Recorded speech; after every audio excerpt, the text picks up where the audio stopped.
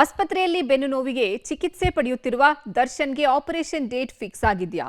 ಕೋರ್ಟ್ಗೆ ದರ್ಶನ್ ಪರ ವಕೀಲರು ನೀಡಿರುವ ಮಾಹಿತಿಯಂತೆ ಇನ್ನೆರಡು 3 ದಿನಗಳಲ್ಲಿ ಆಪರೇಷನ್ ಆಗುತ್ತಾ? ಎಲ್ಲದರ ಡೀಟೇಲ್ಸ್ ಇಲ್ಲಿದೆ. ಕೊನೆಗೂ ನಟ ದರ್ಶನ್ಗೆ ಸರ್ಜರಿ. 2 ರಿಂದ 3 ದಿನದಲ್ಲಿ ದರ್ಶನ್ಗೆ ಆಪರೇಷನ್. ದರ್ಶನ್ಗೆ ತುರ್ತು ಶಸ್ತ್ರಚಿಕಿತ್ಸೆ ಅವಶ್ಯಕತೆ ಇದೆ ಅನ್ನೋ ಕಾರಣವನ್ನ ಮುಂದಿಟ್ಕೊಂಡು ಮಧ್ಯಂತರ ಜಾಮೀನು ಪಡೆಯಲಾಗಿತ್ತು.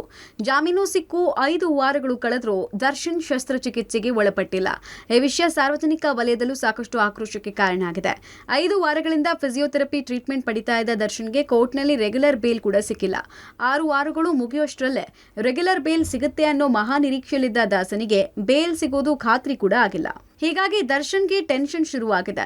ದರ್ಶನ್ ಸತತ 5 ವಾರಗಳಿಂದ ಫಿಸಿಯೋಥೆರಪಿ ಮೂಲಕ ಚಿಕಿತ್ಸೆ ಪಡಿತಾ ಇದ್ದಾರೆ.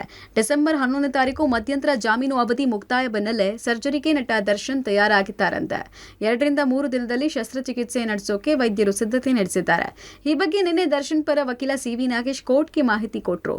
ಇನ್ನು ಆಪರೇಷನ್ ಮಾಡಿದ್ರೆ ಬಿಜಿಎಸ್ ಆಸ್ಪತ್ರೆಯಲ್ಲಿ ಮಾಡಿಸಿಕೊಳ್ಳುವುದಿಲ್ಲ ಎನ್ನಲಾಗ್ತಾ ಇದೆ.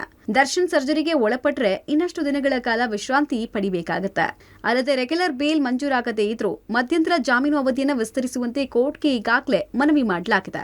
ಒಟ್ಟಾರೆ ರೆಗ್ಯುಲರ್ ಬೇಲ್ ವಿಚಾರಣೆ ಒಂದು ಕಡೆ, ಮತ್ತೊಂದು ಕಡೆ ಆಪರೇಷನ್ 2-3 ದಿನದಲ್ಲಿ ಆಗಲಿದೆ ಅಂತ ಹೇಳಲಾಗ್ತದೆ. 2-3 ದಿನದಲ್ಲಿ ಆಪರೇಷನ್ ಆಗುತ್ತಾ? ಕಾದ್ ನೋಡಬೇಕಾಗಿದೆ. Bureau report, public TV.